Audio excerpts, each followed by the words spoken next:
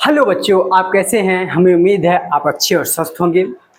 और हम लोग इसी के आगे हम लोग चल रहे हैं। चैप्टर नंबर 8 में पढ़ते हैं एक समान वृत्तिगत क्या होती है। एक समान वृत्तिगत क्या होती है, ठीक है। तो आगे हम लोग देखेंगे वृत्तिगत क्या होती है, क्या वृत्तिगत क्या होती है, उसके बाद एक समान वृत्तिगत हम लोग देखते हैं, ठीक। देखिए, जैसे वृत्तिगत, वृत्तिगत का मतलब होता है कोई एक सर्किल हो, क्या हो, एक सर्किल हो, ठीक है।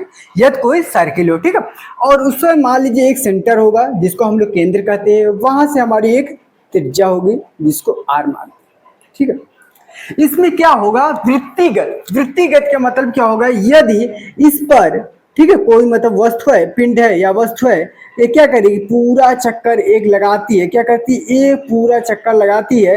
इसी को क्या कहते हैं, वृत्तिगत कहते हैं। इसी को क्या कहते हैं, वृत्तिगत कहते हैं, ठीक है। जिसमें होता है कि क्या हो, वृत्त में मतलब गोले में गति की जाए उसे वृत्तिगत कहते हैं, ठीक है।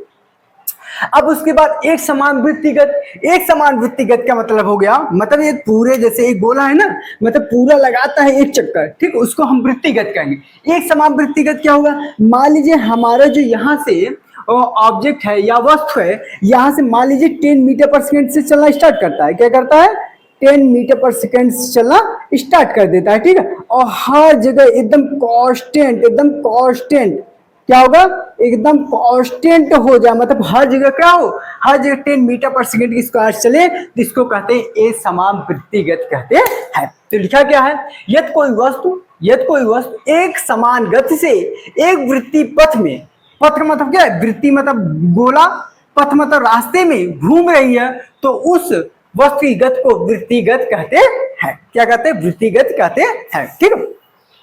उसके बाद हम लोग देखते हैं कि मान लीजिए हमारा क्या होता है, यहां से मान लीजिए यहां से स्टार्ट होता है और यहां से आके पूरा यहां स्टार्ट हो जाता, मतलब कि रुक जाता है। तो ये कोई पूछेगा कि डिस्प्लेसमेंट या विस्थापन क्या होगा, विस्थापन, विस्थापन, ठीक है, मतलब कि विस्थापन क्या होगा, तो हम लोग क्या कहेंगे, मतलब यहाँ क्या हुआ, मतलब ये यहाँ देख लिया जाए तो हमारा क्या होगा, जो मतलब वेलोसिटी होगी क्या होगी, यहीं से इनिशियल हुई और यहीं से क्या हो गई, फाइनल हो गई। तो मतलब हमारा विस्थापन देखा जाए तो शून्य होगा, क्या होगा, शून्य, ठीक है। यदि कोई पूछता है कि यदि एक वृत्त से, ठीक है, यहां से हम चलते हैं पूरा एक चक्कर लगा लेते हैं तो विस्थापन कितना होगा, तो विस्थापन शून्य हो जाएगा, या तो डिस्प्लेसमेंट,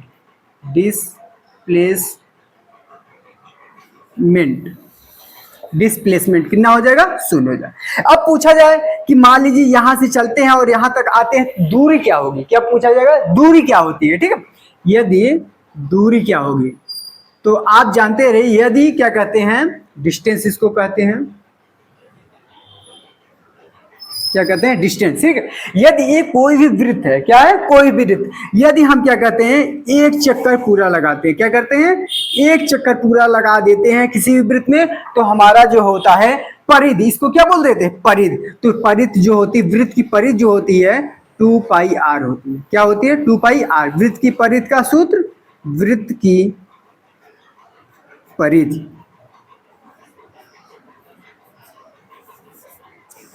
वृत्त की परिधि क्या होगी, 2 पाई आर हो जाएगी, ठीक है। यहां हमें पता चल गया, ठीक है। मतलब कि एक प्रकार से देखा जाए तो यहां वेग और चाल, किसका, वेग और चाल, वेग और, वेग को क्या कहते हैं, वेलोसिटी, क्या कहते हैं, वेलोसिटी, क्या कहते हैं, वेलोसिटी, ठीक है। वेलोसिटी जो है, ठीक है, देखिए वेलोसिटी में जो होता है उसमें हमारा जो है दो चीज का जिक्र होता है, एक तो वेग हो गया और दूसरा क्या होता है, डायरेक्शन। क्या होता है, डायरेक्शन की बात की जाए तो इसमें जो होगा, मतलब ये देखा जाए तो क्या होगा, मान लीजिए एक वेग से चल जाएगा, एक वेग से 10 मीटर पर सेकेंड, लेकिन वेग में जो होगा हमारा हर जगह डायरेक्शन क्या होगा, चेंज होगा, क्या होगा, चेंज होगा। इसलिए वेग क्या होगा, मतलब नियत नहीं रहेगा, कांस्टेंट नहीं रहेगा, क्या रहेगा, नियत या कांस्टेंट नहीं रहेगा। उसके बाद जो चाल होगी, क्या होगी, जो चाल होगी या स्पीड, चाल या स्पीड, तो चाल जो होगी क्या होगा, देखिए चाल में हमें मतलब डायरेक्शन से कोई इफेक्ट नहीं पड़ता, डायरेक्शन से हमें कोई मतलब इफेक्ट नहीं पड़ता है। इसलिए जो है हम ये कह सकते हैं कि जो हमारा चाल होगा या स्पीड होगा वे नियत हो सकता है। मतलब कि क्या हो सकता है, एक नियत हो सकता है, इसमें डायरेक्शन का कुछ लेना देना नहीं रहता, मतलब दिशा से कोई बात नहीं रहती है। ठीक है, तो मतलब कि जो है हमारा यहाँ चाल नियत या कांस्टेंट हो सकता है, जबकि वेग नियत और कांस्टेंट नहीं हो सकता है। ठीक है, ये पूछा जाए कि जैसे मान लीजिए क्या कहते हैं, एक वृत्त में विस्थापन क्या होगा, मतलब मान लीजिए एक जगह से चलते हैं एक बिंदु से और दूसरे बिंदु तक एकदम लास्ट पहुंच जाते हैं, विस्थापन शून्य होगा, दूरी क्या होता है 2πr हो जाती है। ठीक है, और वेग क्या होगा, नियत कांस्टेंट नहीं होता है, वेग जो होता है कांस्टेंट या नियत नहीं होता, और चाल नियत या कांस्टेंट होता है। ठीक है,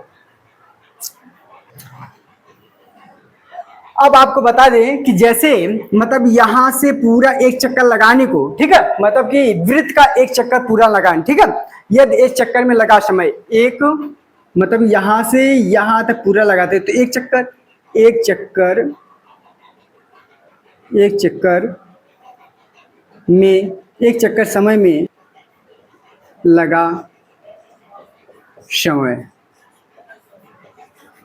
एक चक्कर में लगा समय, एक चक्कर में कितना समय लगेगा, यदि यहां से यहां तक चलता है, ठीक है, एक चक्कर में लगा समय को ही क्या कहते हैं, आवर्त काल, क्या कहते हैं, आवर्त काल, आवर्त काल, क्या कहते हैं, आवर्त काल, क्या कहते हैं, आवर्त काल, जिसको हम लोग कैपिटल टी से प्रकट करते हैं। एक चक्कर में लगा समय को क्या कहते हैं, आवर्त काल कहते हैं। ठीक है, और फिर एक सेकंड में, ठीक है, एक सेकंड में, एक सेकंड में जितना हम लोग चक्का लगाते हैं, क्या एक सेकंड में, एक सेकंड में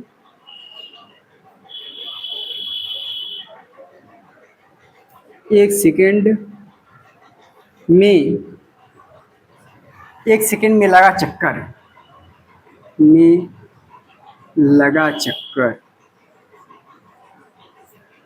एक सेकंड में लगा चक्कर। ठीक है, मतलब एक सेकंड, मतलब एक सेकंड में जितना भी जाता है, ठीक है, उसको हम लोग क्या कहते हैं, आवृत्ति, क्या कहते हैं, आवृत्ति,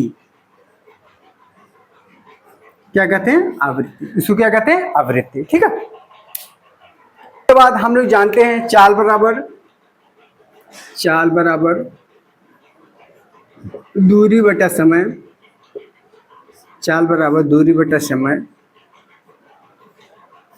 हम लोग क्या जानते हैं, चाल बराबर दूरी बटा समय। ये दूरी देखा जाए तो कितना हो गया था, 2πr, क्या हो गया था, 2πr, मतलब पूरा परित पर 2πr, और समय कितना हो गया था, t, कितना हो गया था, t। ठीक है, तो आप ये जानते रहिए कि हमारा जो होगा एक फॉर्मूले यहां से प्राप्त हो जाएगा, चाल को speed 2πr upon t,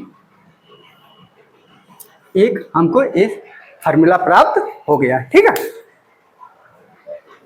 topic देखते हैं, कोणीय वेग क्या होता है, क्या कोणीय वेग क्या होता है। ठीक है, देखिए कोणीय वेग होता क्या है, एक हमारा क्या रहेगा, वृत्त रहेगा, क्या रहेगा, एक वृत्त रहेगा, वृत्त में एक क्या होता है, वृत्त में एक सेंटर होता है जिसको हम लोग केंद्र कहते हैं। ठीक है, अब ये देखिए मतलब कि वृत्त पर यहां से मतलब कहीं भी, ठीक है, कहीं भी यहाँ पर मान लीजिए हम लोग एक बिंदु ले लेते, क्या ले लेते, एक बिंदु, क्या लेते, एक बिंदु ले लेते। ठीक है, और यहां से हम लोग क्या करते हैं, त्रिज्या खींच देते। ठीक है, क्या करते हैं, त्रिज्या खींच लेते।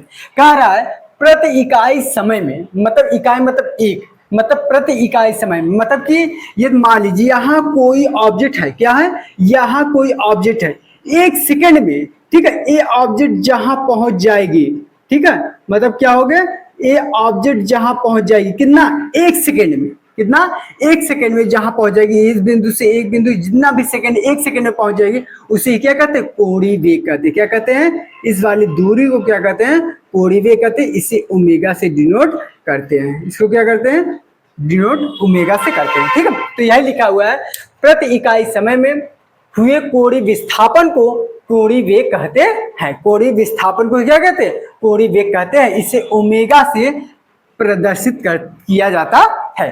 कोणीय वेग बराबर कोणीय विस्थापन बटे समय, कोणीय विस्थापन को थीटा से, क्या, थीटा से डिनोट करेंगे। ठीक है, थीटा से डिनोट करेंगे और समय को टी। कोणीय वेग का मात्रक जो होता है, कोणीय वेग का मात्रक क्या होता है, ये देखा जाए थीटा का जो मात्रक होता है रेडियन होता है, किसका, थीटा का मात्रक जो होता है रेडियन होता है और टी का समय होता है, तो कोणीय वेग का मात्रक क्या हो जाए, रेडियन पर सेकेंड होता है, या प्रति रेडियन प्रति सेकंड बोल सकते हैं, या बोल ये आप रखे रहिए कि जो कोणीय वेग होता है किसी भी बिंदु पर, मतलब कि परिध के किसी भी बिंदु पर, मतलब कहीं भी हो, वहां से 1 सेकंड तक पहुंचने जो समय लगता है दूसरे बिंदु पर, उसे क्या कहते हैं, कोणीय वेग कहते हैं। वही हमारा क्या होता है, कोणीय विस्थापन कहलाता है। ठीक है, वेरी मोस्ट इंपॉर्टेंट भी है, क्या है, सरल रेखित तथा कोणीय वेग में संबंध। क्या है, सरल रेखित तथा कोणीय वेग में संबंध हम लोग आज स्थापित करते हैं। ठीक है, relation between angular velocity and simple linear. ठीक है, माना एक वस्तु, मतलब हम जो है फिजिक्स में या मैथ में क्या करते हैं, हमेशा मानते हैं। ठीक है, माना एक वस्तु एक समान सरल रेखी, मतलब एक समान सरल रेखी वेग v से r त्रिज्या वाले वृत्त में गतिमान है। सरल रेखा में यह दूरी t समय में तय की गई और इसके सापेक्ष कोण थीटा होगा। ठीक है, तो हम लोग जानते हैं, ठीक है, क्या होता है, कोण बराबर चाप की लंबाई बटे वृत्त की त्रिज्या। कोण बराबर चाप की लंबाई बटे वृत्त की त्रिज्या। ठीक है, कोण को, ठीक है, हम लोग थीटा से करते हैं, चाप की लंबाई को यस से डिनोट करते हैं, वृत्त की त्रिज्या को आर से। ठीक है, इसको मानते हैं समीकरण नंबर 1। हम जानते हैं दूरी बराबर चाल गुणे समय होता है।